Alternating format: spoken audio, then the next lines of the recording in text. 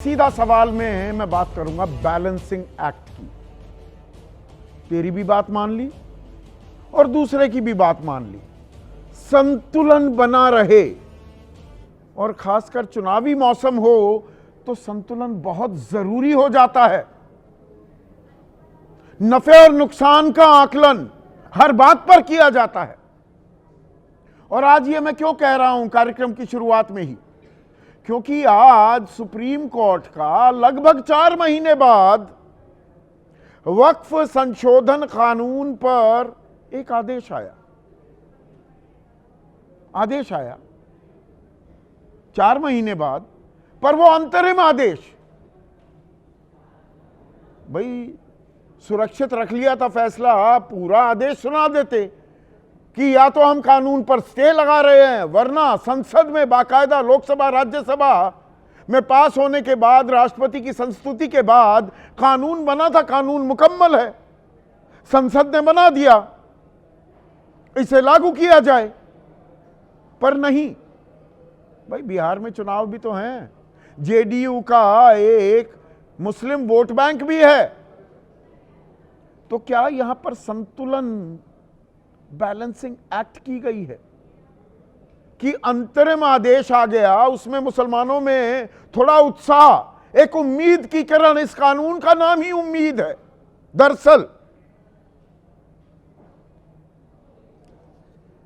Unified Waqf management empowerment efficiency and development act, उम्मीद। अब मुसलमानों में एक उम्मीद की किरण दौड़ी है कि नहीं नहीं, वक्फ के नाम पर अब उनके खिलाफ नाइंसाफी नहीं होगी। किन किन चीजों पर रोक लगाई गई है, कहां पर कोई रोक नहीं लगाई गई, वो तफसील तो मैं आपको दूंगा।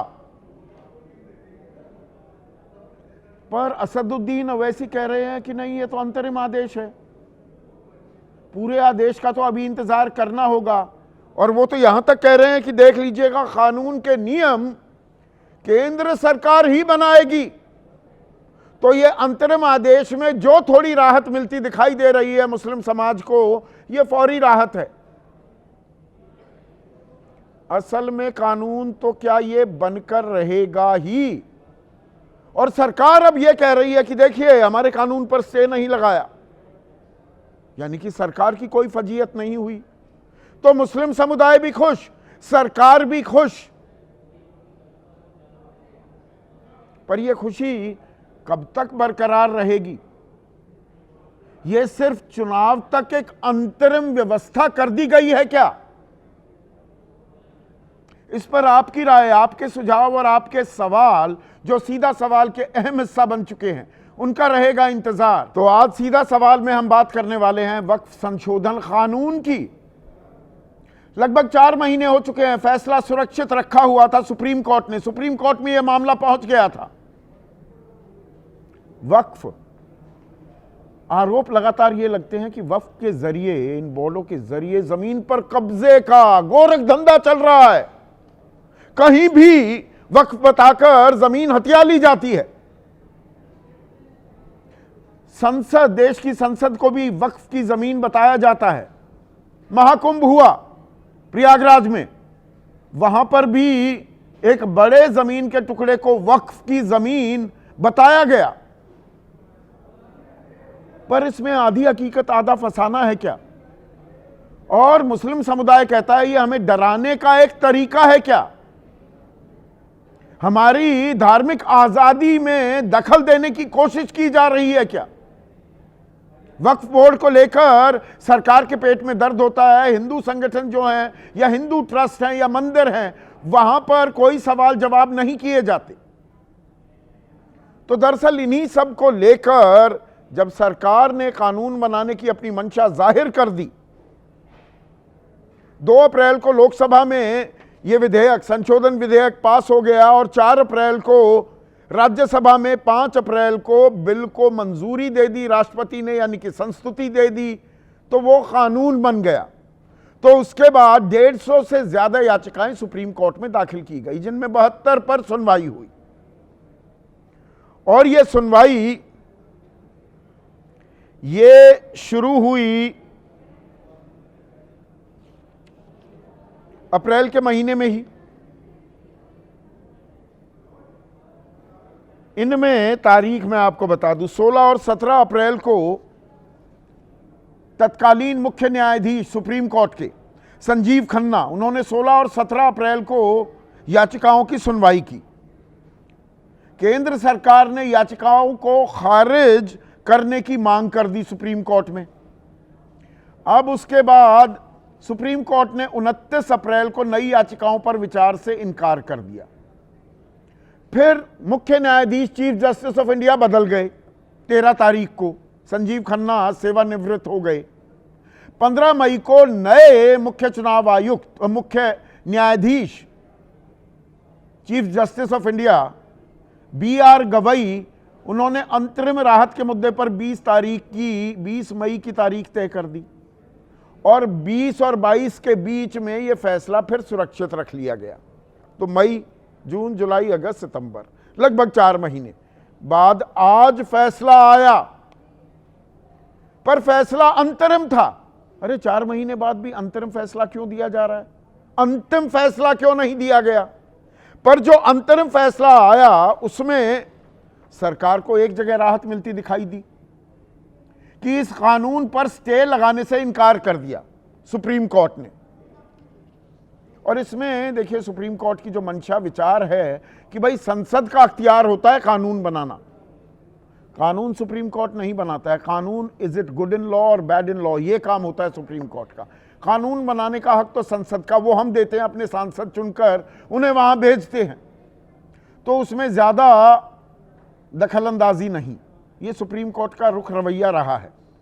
तो स्टे तो नहीं लगाया, लेकिन 3-4 चीजें जिन पर बहुत विवाद हो रहा था कि वही शख्स वक्फ कर सकता है किसी संपत्ति को जो 5 साल से इस्लाम धर्म अपनाया हुआ हो, अब कौन तय करेगा? उसकी शर्तें क्या है, उसका पैमाना क्या है? मैं हिंदू हूं, कैसे साबित करूं मैं हिंदू हूं? मैं मंदिर नहीं जाता पर मैं हिंदू हूं, मेरे घर में हिंदू है, मंदिर है, मेरे माता पिता, मेरी धर्मपत्नी मंदिर में पूजा करती है, मैं नहीं करता, तो मैं क्या हिंदू नहीं रहा? अब यह तय कौन करेगा? तो इस पर रोक लगा दी। नए कानून में था कि 5 साल तक आप इस्लाम को प्रैक्टिस कर रहे हो।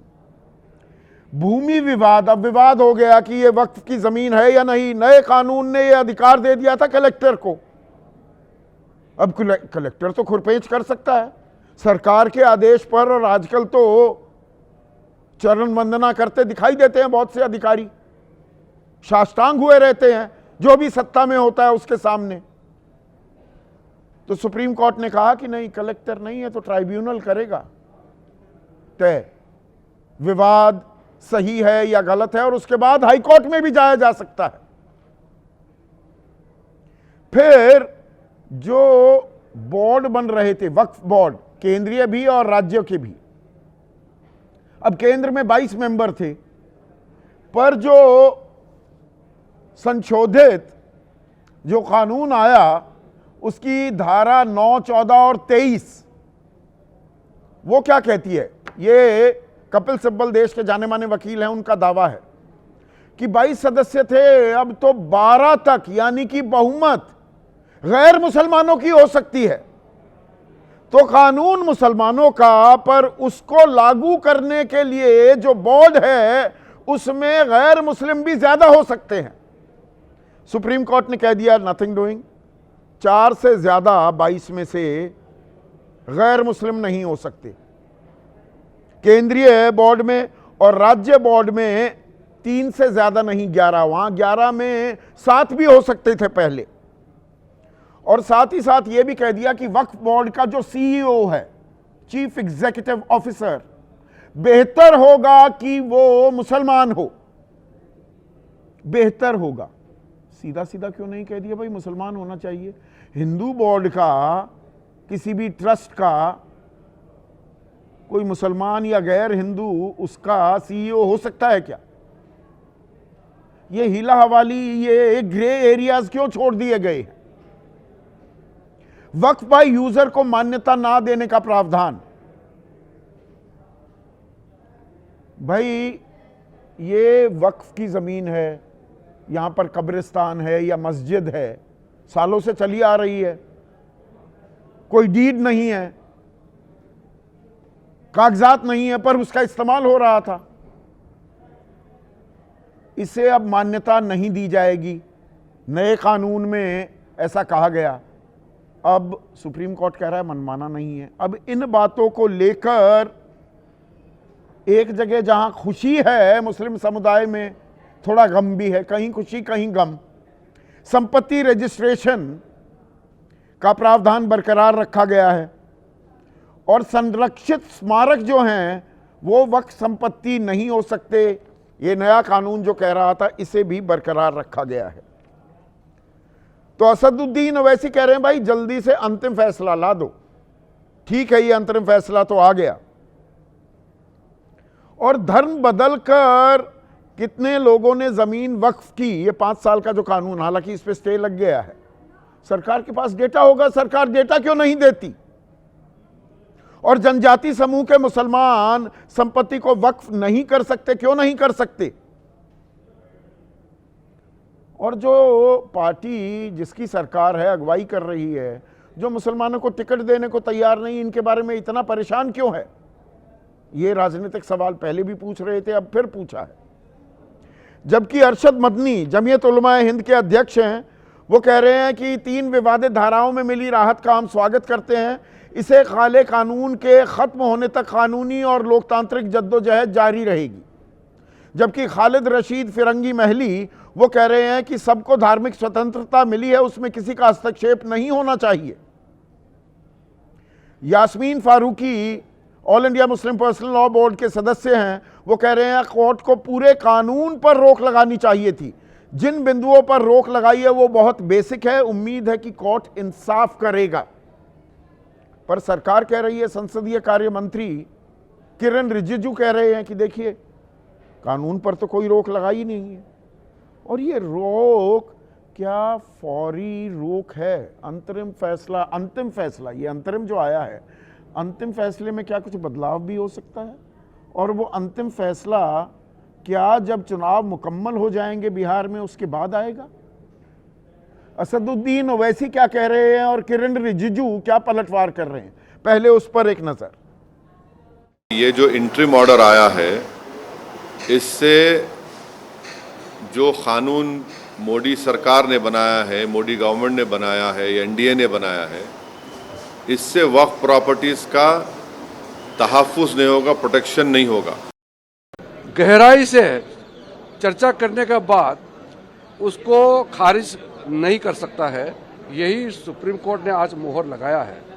और दूसरी बात यह है कि वक्फ अमेंडमेंट एक्ट में जो प्रावधान है वो संपूर्ण रूप से पूरे मुस्लिम कौम के लिए फायदा पहुंचाने वाला है। तो सबको खुश करने की कोशिश की जा रही है, चुनाव से पहले कोई विवाद ना हो, किसी भी तरह की दिक्कत ना हो, घटकों को भी, क्या ये किया जा रहा है। और इसीलिए क्या रामदास आठवले केंद्रीय मंत्री हैं, वो कह रहे हैं कोर्ट ने जिन बिंदुओं पर रोक लगाई सरकार उन पर विचार करेगी। पर किरण रिजिजू विचार वाली बात तो करते नहीं दिखाई दे रहे हैं। और एक जेपीसी बनी थी इस पर, और उसके अध्यक्ष थे जगदम्बिका पाल, लोकसभा सांसद हैं बीजेपी के। वो कह रहे हैं 5 साल से इस्लाम का पालन करने की शर्त पर कोर्ट ने राज्य के नियम बनाने तक रोक लगाई है। तो राज्य जब नियम बना देंगे तो ये 5 साल भाई आप पहले इस्लामी धर्म मानते आए हैं या नहीं, ये पेंच फिर से बना रहेगा क्या, ये कब सुलझेंगे, इसी पर आज मैं चर्चा करने वाला हूं। ऐसे में आज का सीधा सवाल, सुप्रीम कोर्ट का अंतरिम आदेश थमेगा वक्फ पर क्लेश और कानून पर स्टे से इनकार, फजीहत से बची सरकार फिलहाल या हमेशा के लिए।